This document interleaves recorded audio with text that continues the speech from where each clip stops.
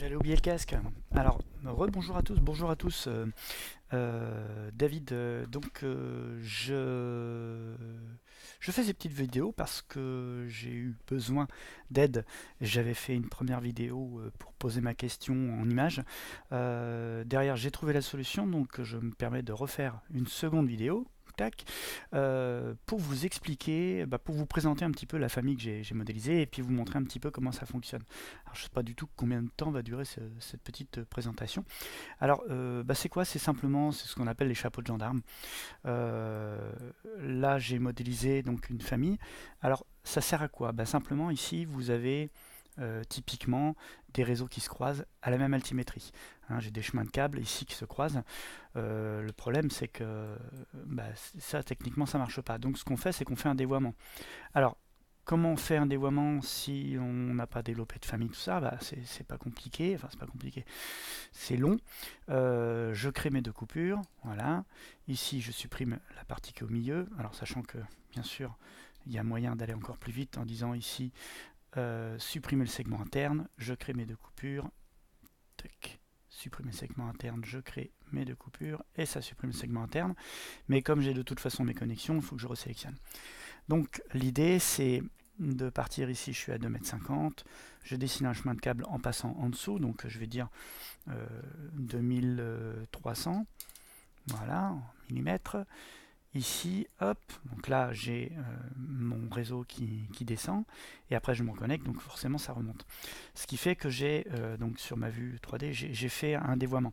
Alors le problème c'est que des fois ça marche, des fois ça marche pas, et puis ce qu'il y a c'est cette pente, elle est absolument pas gérée. C'est-à-dire que c'est un peu, normalement c'est du 45 degrés. Là c'est pas le cas. Et puis si vous descendez trop, quand vous modélisez, par exemple ici, je dessine mon chemin de câble et je décide de descendre à 1500 pour être tranquille. Hop, ici, voilà. Bon alors là en plus ça marche pas. Bon, voilà. Je descends à 1500. Hop. Bon, voilà, ça veut pas. Typiquement, hop, ici 2000. Je vais descendre à aller à 1000. Voilà. Alors vous voyez déjà, on est déjà confronté au problème. Et puis si je me reconnecte, donc là j'ai fait mon chapeau de gendarme, sauf que quand je vais regarder dans la réalité, j'ai pas fait un chapeau de gendarme, j'ai fait une connexion à 90. Ce qui fait qu'après, si je veux remonter un petit peu, alors voilà, ça marche pas comme ça.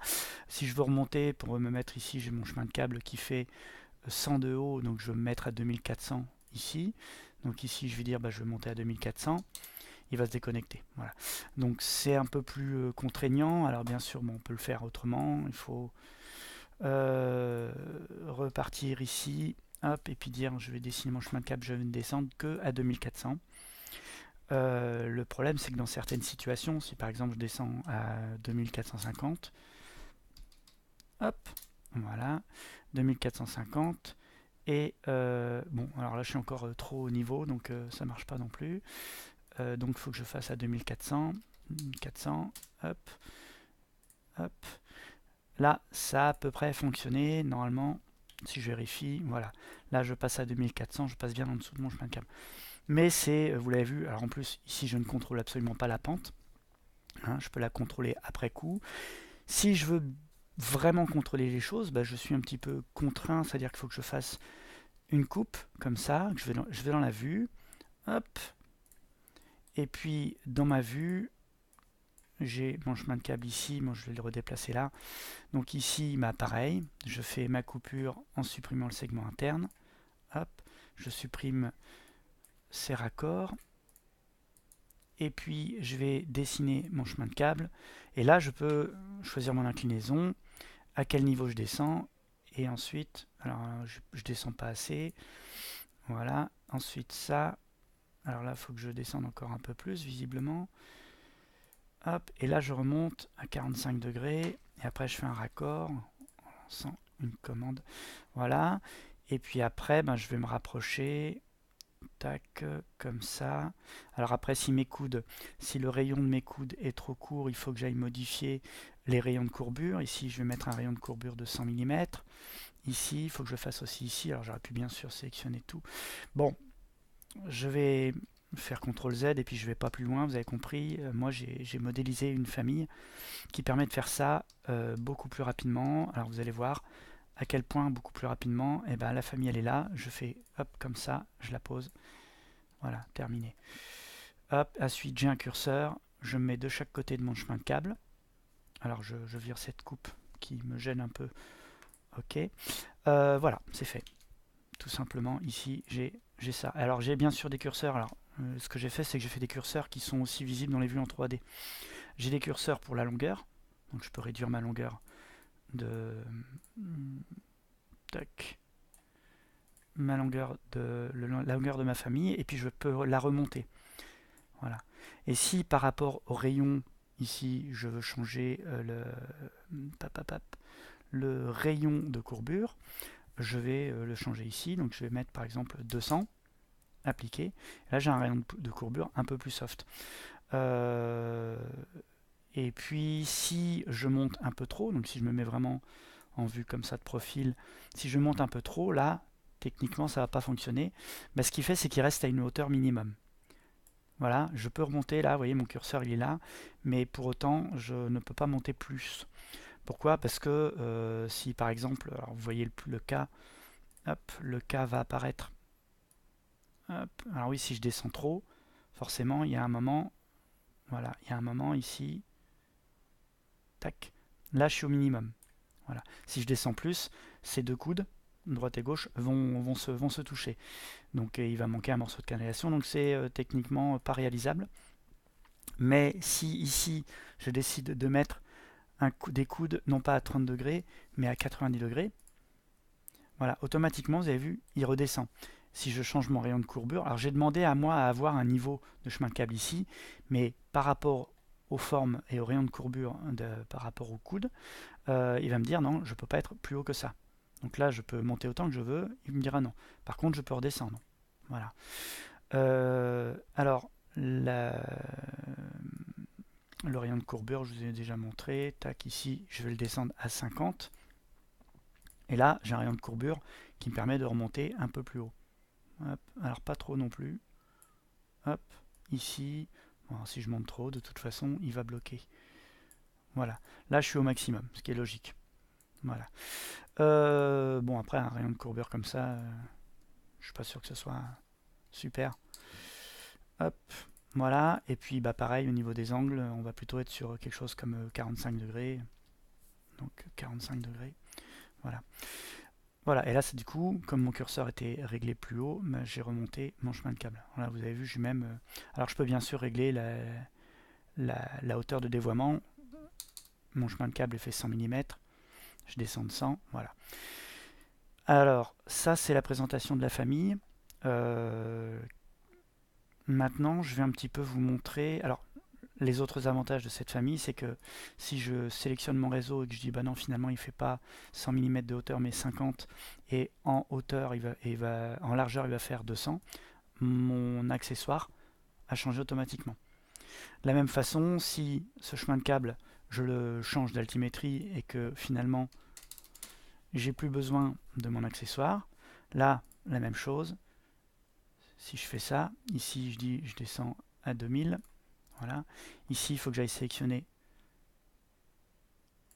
hop, mes accessoires et que je fasse un raccord entre là et là. Ici, j'ai juste à le supprimer. Tac. Voilà. Alors, cette famille, je vais vous la présenter un peu plus. Je l'ai modélisée en partant du concept que je vais ressortir, enfin, je vais arriver et je vais repartir au même niveau, aux mêmes emplacements, et il y a juste l'espace entre les deux qui va changer. Après, entre les deux, la forme que je donne, qu'importe. Mais ce qui compte vraiment, c'est quelle famille. Donc c'est pas un T, c'est pas un coude, c'est pas une croix, donc c'est une union. Voilà.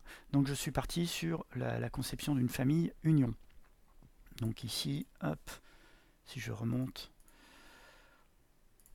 voilà, donc union, donc je fais insérer, système, hop, le raccord, il est ici, et je peux même le positionner en 3D. Alors il s'est mis sur le mauvais chemin de câble, pas de bol. Voilà, c'était sur celui-là que je voulais le mettre. Et là, je le supprime. Voilà, et je le déplace comme ça. Alors soit en étirant toujours les curseurs, hein. Hop, voilà. Et bien sûr, je peux partir de ce chemin de câble, donc je le copie, je le positionne n'importe où, il est là, et puis à partir de là, bien sûr, je peux dessiner un chemin de câble. Voilà. Par contre, pour ce qui est des propriétés, donc ici la propriété du système, j'ai mis SSI et j'ai mis un filtre type de service. Si je pars de ça, le type de service n'y étant pas, il faut que je le renseigne. Hop.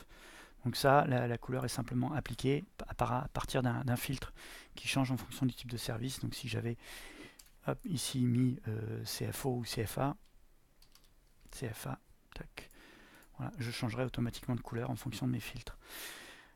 Donc l'édition de la famille, je vous montre. Alors, on a en 3D. Alors d'abord, ce qui fait que moi j'ai eu un problème au début, c'est pour ça que j'ai fait appel à la communauté Autodesk, c'est parce que quand je le positionnais, il se positionnait à l'envers. C'est-à-dire le chapeau de gendarme vraiment sur le dessus, mais avec une forme inversée, donc l'ouverture sur le dessous, donc le câble tombe. Et je me suis aperçu de deux choses. Déjà, j'ai repris les plans de référence, mais ce que je vous montrer dans la vue en 3D, c'est que ici, par rapport à cette extrusion, qui est basée sur un profil, cette extrusion, elle colle parfaitement, elle arrive parfaitement aux endroits où est mon connecteur de chemin de câble. Ce que j'avais fait au début, c'est que j'avais pas utilisé ça. J'avais fait créer connecteur de chemin de câble et je l'avais positionné directement sur le bout de mon extrusion de profil. Et seulement si je renseigne correctement la hauteur, vous allez voir que j'ai un petit décalage. Ok, j'ai un petit décalage entre mon profil qui est ici, alors qui est ici pour bien dire, et mon connecteur. Et mon connecteur, il est légèrement trop haut, mais de quelques millimètres, même pas l'épaisseur du chemin de câble. Et je pense que ça a pu poser problème. Donc moi, ce que j'ai fait, c'est que j'ai remodélisé une extrusion en me basant sur les plans de référence. Parce que ça, c'est pas basé sur les plans de référence. Pour réussir à faire des courbes qui changent en fonction de paramètres, j'ai fait des lignes de référence. Alors,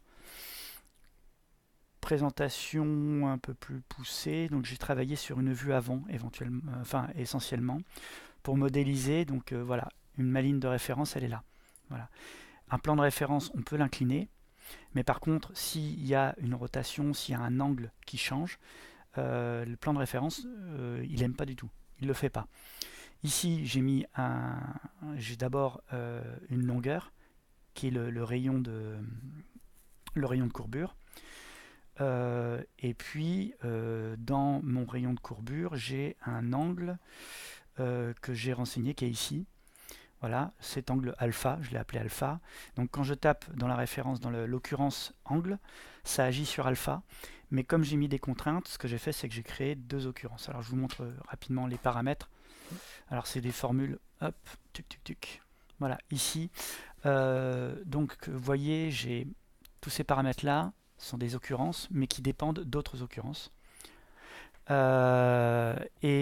ce que j'ai fait ici, c'est que l'épaisseur agit sur l'épaisseur de chemin de câble, enfin l'épaisseur de chemin de câble agit sur l'épaisseur, parce que ça c'est un paramètre que j'ai récupéré d'un profil. Les rayons de courbure agissent sur le rayon, donc c'est le paramètre que vous voyez, alors on le voit pas là, voilà, on le voit ici, voilà. De quoi je peux vous parler? Donc adjacente, alors donc il y a de la trigonométrie, du cosinus, sinus, tangente, pour réussir à faire tous ces paramètres. Mais bon, ça c'est les mêmes types de paramètres que vous avez dans des familles simples, comme des coudes. Si vous repartez sur des coudes, vous allez retrouver ces paramètres. Voilà. Bon, après, sinon, vous faites un peu de trigonométrie et puis ça vous donne des trucs comme ça, à plus savoir quoi en faire. Voilà, j'ai des trucs comme ça à gogo. Un petit peu, tiens, sur celui-là. Voilà. Donc, j'ai remis un petit peu le nez dans la trigonométrie, sinus, tangente, tout ça. Et puis, bah, c'est pas plus compliqué que ça, donc c'est quand même abordable. Ensuite, donc hauteur, largeur, l'angle, hauteur de dévoiement, tout ça c'est des paramètres que j'ai basculés en contrainte. Alors pourquoi j'ai fait ça? D'ailleurs je vais vous faire la même chose pendant que je vous parle, je vais faire la même chose pour le rayon de courbure. Je le bascule non pas en cote mais en contrainte, pour une raison toute simple. C'est que quand je suis, hop, donc je charge, hop, je reviens dessus, je vais vous montrer pourquoi je fais ça. Parce que quand je suis dans mes paramètres, ici, mes contraintes, elles apparaissent directement en haut. Alors que les cotes, elles apparaissent plus bas dans les paramètres. Donc il faut aller les chercher. Les contraintes, elles sont directement visibles.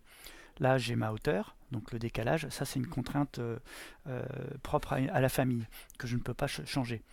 Donc qui s'adapte, bien sûr. Le niveau, par exemple, c'est une contrainte. Donc ce que j'ai fait, c'est que j'ai remis, vous voyez ici, longueur totale. Je peux mettre longueur totale 700. Et si je mets une longueur totale très courte, bah forcément, j'ai un message d'erreur. Parce que bien sûr, ici, la longueur totale, elle est contrainte par... alors, si je me mets comme ça, voilà, la longueur totale, au fur et à mesure que vous allez avancer, dès que vous avez un panneau... Alors, vous ne l'avez pas d'ailleurs, si voilà. Dès qu'on a un panneau comme ça, un petit symbole interdit, ça veut dire qu'on a contraint un peu trop. Mais là, ça marche, voilà. Là, je suis pratiquement aux limites. Voilà. Après, si je change des choses comme les rayons de courbure, ici, si je mets un rayon de courbure de 200, hop, je ne peux pas. Voilà, je suis obligé de réécarter, hop, pour pouvoir augmenter mon rayon de courbure. Alors on va faire gentiment 150, voilà. Voilà un petit peu ce que je pouvais vous montrer. Alors là, je suis d'ailleurs pas connecté parce que je l'ai bougé à l'instant. Bref, donc dans l'édition de famille, ce que je peux également vous présenter, c'est la vue avant. J'ai donc ce que j'ai modifié. Ce plan de référence, j'ai dit que c'était une référence importante qui définissait l'origine. Par contre, ce que j'avais fait avant sur une vue de droite, c'est que ici j'ai une occurrence largeur. Et avant, j'avais deux curseurs qui apparaissaient à droite et à gauche de mon chemin de câble. Et donc, dans ma vue 2D, je voyais des curseurs. Et je pouvais, si je manipulais sans le faire exprès, je pouvais changer la largeur de mon chemin de câble et là du coup ça éclatait tout. Donc ce qu'il faut faire, c'est simplement cliquer sur ces plans pour dire que ce n'est pas des références. Si je dis ici que c'est une référence ou importante ou moins importante, qu'importe, si je dis que c'est une référence et que je vais le charger, donc voulez-vous, je modifie, hop, remplacer la version 1. Donc si je retourne sur une vue en plan et que je clique ici, vous voyez j'ai un curseur qui apparaît là et je peux, par inadvertance, je peux modifier la largeur. Le problème c'est que c'est une largeur qui ne va pas suivre l'élément sur lequel il est connecté. Et là si je... Tac, tabulation pour changer de...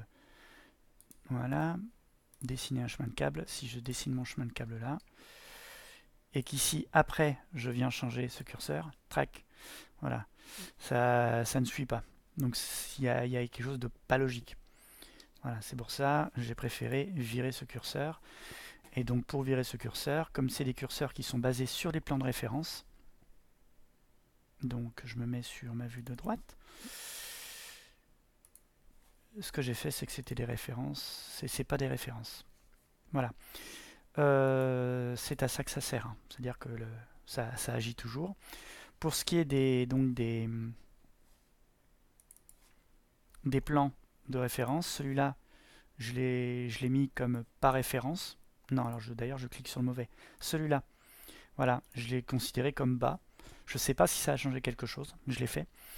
Et celui-là, je l'ai considéré comme référence importante.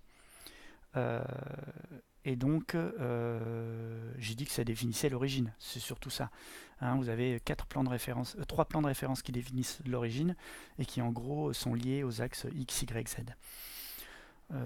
Je schématise, c'est pas exactement ça, mais bon bref. Au plan X, Y, Z. Voilà. Ici, voilà, référence moins importante, mais par contre ça définit l'origine. Voilà. Ensuite, au niveau des plans de référence, vous les voyez tous. Et après, pour faire mes extrusions, ce que j'ai fait, c'est que j'ai fait... En fait, l'idée, c'était d'avoir des jonctions, des traits, qui délimitent vraiment les coudes par rapport au chemin de câble. Alors ici, bien sûr, il n'y a pas de chemin de câble et il n'y a pas de coude. On est dans une famille unique. Mais l'avantage, c'est que en vue de travail, quand vous êtes sur un projet, ici, vous voyez physiquement, vous avez le sentiment de voir un chemin de câble incliné.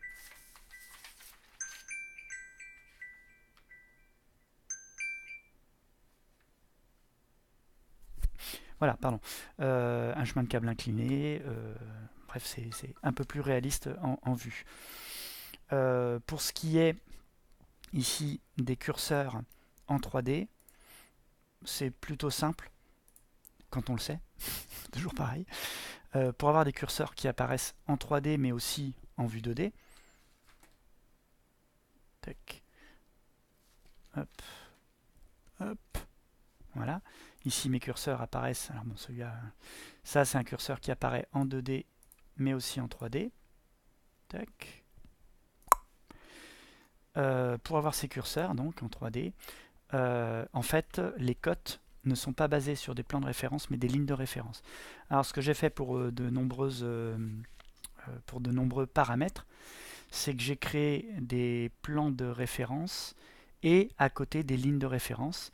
Et donc mes curseurs, donc mes cotes sont basés sur les lignes de référence et ces paramètres agissent sur un paramètre qui lui agit sur le plan de référence. Je ne sais pas si je me suis bien expliqué, mais pour vous remontrer un petit peu dans la famille, ici quand je suis dans mes paramètres, j'ai par exemple longueur, alors hauteur de dévoiement, c'est un paramètre qui agit sur HD.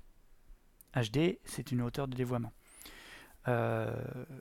HD donc agit sur un plan de référence.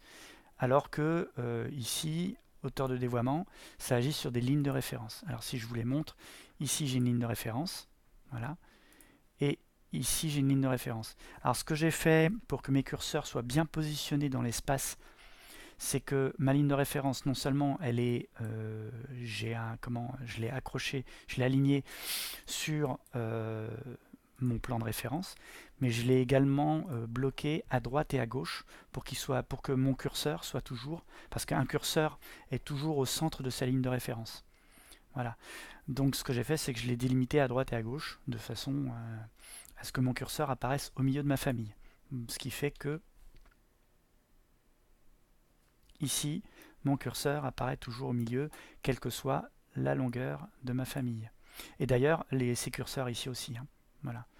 Le curseur de longueur. Voilà. Voilà, c'est à peu près tout. Alors c'est une famille qui peut encore évoluer. Par exemple, quand je descends trop bas, plutôt que d'avoir un message d'erreur, j'aimerais bien que justement il s'arrête. Donc c'est-à-dire que je puisse pas descendre plus bas et puis qu'il me le laisse à la hauteur maxi. Voilà, ça évite d'avoir ce message qui est un peu frustrant. Voilà. Voilà, j'espère que ça servira à toute la communauté. Et puis, je vous dis à bientôt, peut-être pour d'autres webinaires. Au revoir. Tac, alors attends, bouton. Hop.